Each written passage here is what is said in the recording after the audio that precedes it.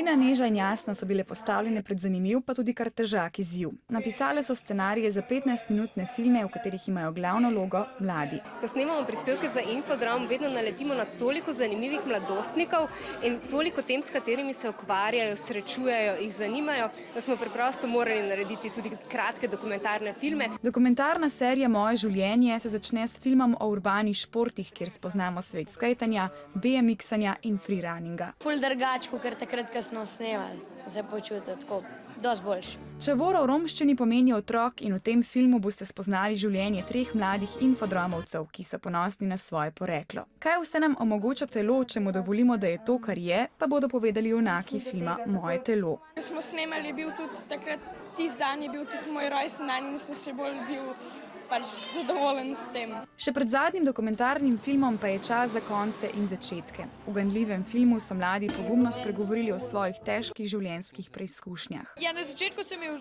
zelo veliko treme, ko smo snemali, ampak bolj je to se navadiš in je bilo normalno. Dokumentarno serijo pa sklene Infodromova misija, ki ste jo uspešno prestala Mark in Lenart. Jaz sem pričakoval, da bo bolj lahko, sam pol je bilo malo težje.